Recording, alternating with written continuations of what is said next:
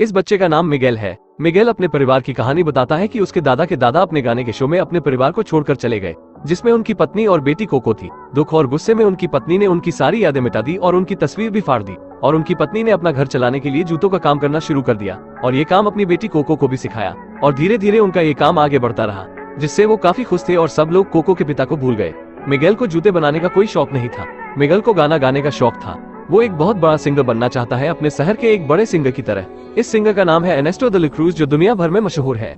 लोगों को उनका गाना बहुत पसंद आता था, और एक दिन वो गाना गा रहे थे तो उनके ऊपर एक बड़ी घंटी गिर जाती है, जिससे उनकी मौत हो जाती है।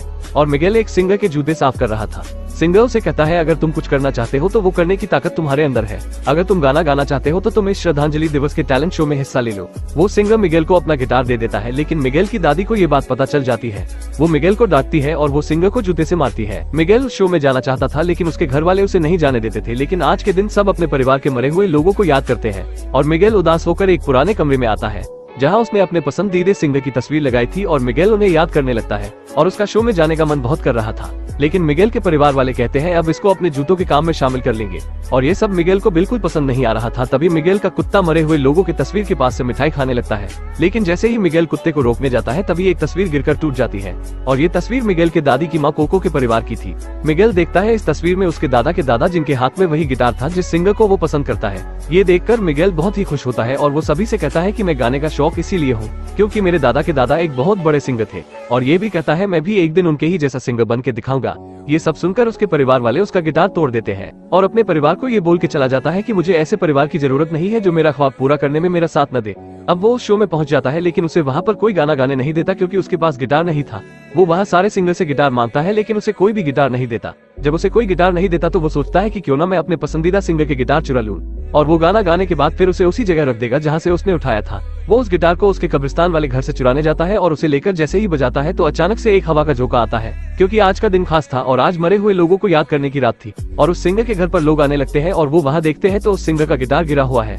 मिगेल ये सब देखकर घबरा जाता है और वो वहाँ आए हुए लोगों को बताता है कि मैंने कुछ नहीं किया, लेकिन मिगेल को ना तो कोई देख पा रहा था और ना कोई सुन पा रहा था। मिगेल बिल्कुल एक भटकती हुई आत्मा की तरह वो सबके आर पार हो जा रहा था। उसे समझ में ही नहीं आता कि ये सब क्या हो रहा है, और मिगेल एक कब्रिस्तान में गिर जाता है तो उसकी मदद करने के लिए एक औरत आती है और उसे ऊपर खींचती है, लेकिन दोनों एक दूसरे को देखकर डर जाते हैं। उसे पता चलता है वो औरत कोई इंसान नहीं बल्कि वो एक कंकाल है। अब उसके सामने बहुत सारे मरे हुए इंसान हैं, जिनमें से बहुत सारे तो उसके परिवार के थे। वो सारे मिगेल को पहचान कर आत्माओं की दुनिया में ले जाते हैं, और ये सब इसलिए हो रहा है क्योंकि उसने मरे हुए इंसान की चीज चुराने की कोशिश की और उसे एक श्राप मिल चुका है, और उसे जिंदा इंसानों की दुनिया में वापस जाने के लिए अपने मरे हुए परिवार के किसी भी सदस्य से आशीर्वाद लेना होगा, तभी वो एक इंसान में बदल सकता है। अगर सुबह होने से पहले तक वो अपनी दुनिया में वापस नहीं गया तो वो भी हमेशा के लिए एक आत्मा बना रहेगा, और जिनके घर में मरे हुए इंसान की तस्वीर नहीं रही तो वो इंसानों की दुनिया में जाने वाली ब्रिज को पार नहीं कर सकता। मिगेल ने अपने पर दादी की तस्वीर गिरा दी थी और उसे अपने ही पास रखा होता है, इसीलिए उसकी पर दादी ब्रिज को पार करके अपने परिवार से नहीं मिल पाती। जब उन्हें ये बात पता चलती है कि मिगेल के कारण ये सब हुआ है तो वो मिगेल पर काफी गुस्सा होती है और उसे एक फूल देकर आशीर्वाद देती है, और साथ में ये भी कहती है आज से तुम संगीत का कोई भी सामान नहीं लोगे और संगीत से दूर रहोगे। और आशीर्वाद के बाद वो अपनी दुनिया में वापस आ जाता है, लेकिन वो फिर से गिटार चुरा कर भागता है और फिर से वो भूतों की दुनिया में पहुंच जाता है, क्योंकि मरे हुए लोगों की चीज उसने दोबारा चुराई थी तो उस पे श्राप दोबारा लग जाता है। आत्माओं की दुनिया में आने के बाद वो महान माँ से कहता है कि मुझे आपके आशीर्वाद की जरूरत नहीं है, मुझे एक सिंगर बनना है और आप मुझे सिंगर बनने से रोक रही हैं। और मिगेल कहता है क्यों ना मैं अपने पर दादाजी के पास चला जाऊं जिन्हें मैं याद किया करता हूं, और वो सिंगर को ढूंढने निकलता है तो उसे हेक्टर नाम का एक कंकाल मिलता है। हेक्टर उस सिंगर को जानता था और हेक्टर मिगेल को एक कंकाल की तरह मेकअप कर देता है। हेक्टर के परिवार के किसी भी सदस्य ने उसकी फोटो अपने घर में नहीं लगाई, इसीलिए वो ब्रिज को पार करके इंसानों की दुनिया में नहीं जा सकता और अपने परिवार को नहीं देख सकता। अब उसकी महान माँ एक ड्रैगन को बुलाती है और हेक्टर मिगेल को उस महान सिंगर के घर लाता है जो कि वो आत्माओं की दुनिया में है। मिगेल देखता है कि वो सिंगर हर साल एक गाना गाने का शो रखता है, और उसे पता चलता है कि अगर मुझे सिंगर से मिलना है तो मुझे इस शो में गाना गाना पड़ेगा, और जीत जाने पर वो उस सिंगर से मिल सकता है। लेकिन यहाँ भी उसके पास गिटार नहीं था, और इस काम में हेक्टर उसकी हर मदद करता है। वो मिगेल को एक पुराने सिंगर के पास लाता है जो उसका पुराना दोस्त है, और उसका दोस्त हवा में गायब हो जाता है, और ये सब देखकर मिगेल को बहुत अजीब लगता है। हेक्टर बताता है इंसानी दुनिया में अगर कोई अपने मरे हुए लोगों को याद नहीं करता तो वो कंकाल ऐसे ही गायब हो जाते हैं। इसके बाद स्वर्ग और नर्क में दाखिला होता है भगवान के आदेश पर। वो उसे कहता है मैं तुम्हारी मदद करूंगा, लेकिन मेरी फोटो तुम्हें अपनी दुनिया में ले जाकर मेरी बेटी को देनी होगी। और हेक्टर कहता है मुझे भी कोई याद नहीं कर रहा है, अगर मुझे कोई याद नहीं करेगा तो मैं भी इसी तरह गायब हो जाऊंगा। ये सुनकर मिगेल को बहुत बुरा लगा, और दूसरी तरफ मिगेल को आत्माओं वाला परिवार ढूंढ रहा था। मिगेल अपनी महान माँ से दूर जाना चाहता था, लेकिन वो उसे बताना चाहती है कि तुम इस गाने का शौक छोड़ दो, और ये भी बताती है कि मेरे पति गाने के चक्कर में अपने परिवार को भूल गए। लेकिन मिगेल उनकी बात नहीं मानता और उस शो में आ जाता है जहाँ वो उन्हीं सिंगर का पुराना गाना गाता है, और सभी लोगों का ध्यान मिगल की तरफ आ चुका था, लेकिन वो गाना गाते हुए गलती से स्विमिंग पूल में गिर जाता है और मिगल को उस सिंगर की आत्मा बचा लेती है। मिगल कहता है, मैं आपका पोता हूँ और मैं भी आपकी तरह एक महान सिंगर बनना चाहता हूँ, बस मुझे आपका एक छोटा सा आशीर्वाद चाहिए ताकि मैं आत्माओं की दुनिया से इंसानों की दुनिया में चला जाऊं। लेकिन तभी यहाँ पर हेक्टर आ जाता है जो इस आत्माओं की दुनिया में मिगल की बहुत मदद कर रहा था और हेक्टर मिगल से कहता है, तुम ये तस्वीर इंसानों की दुनिया में ले जाओ। और तभी डेला क्रूज उसकी तस्वीर देखता है और पहचान जाता है कि ये उसका दोस्त है। हेक्टर कहता है, ये सब मेरे लिखे गए गाने हैं और तुमने उसे चुरा लिया। और उसी वक्त डेला क्रूज उसे बताता है, मैंने तुम्हें जहर देकर मारा था ताकि तुम्हारे लिखे गए गाने से मैं दुनिया भर में फेमस हो सकूं। मिगेल को पता लगता है कि हेक्टर ही सबसे बड़ा सिंगर है। वैसे मरने के बाद सारी सच्चाइयां बाहर निकाली जाती है फरिश्तों और भगवान की तरफ से। ये सब सुनने के बाद मिगेल को उस सिंगर से नफरत होने लगी थी और डेला क्रूज दोनों को एक बड़े गड्ढे में फेंकवा देता है, क्योंकि वो डेला क्रूज नहीं चाहता था कि इस सिंगर की सच्चाई किसी को पता चले। अब मिगेल का हाथ पूरी तरह से कंकाल बन चुका था और वो सूर्योदय से पहले अपनी दुनिया में वापस न गया तो हमेशा के लिए वो आत्माओं की दुनिया में ही रह जाएगा। और वो उदास हो जाता है और तभी उसके पास हेक्टर आता है और अपनी कहानी बताता है। मैं सारे गाने अपनी बेटी के लिए लिखता था जो इस डेला क्रूज ने चुरा लिया था, और बताता है, मैं अपनी बीवी और बेटी कोको के पास जा ही रहा था कि ये मुझे कुछ पिला देता है जिसमें जहर था। जब उसने अपनी बेटी का नाम कोको बताया तो मिगेल को अपनी परदादी की याद आती है। मतलब कोको तो मिगेल की परदादी का नाम है। मिगेल को पता चलता है कि ये उनके परदादा है।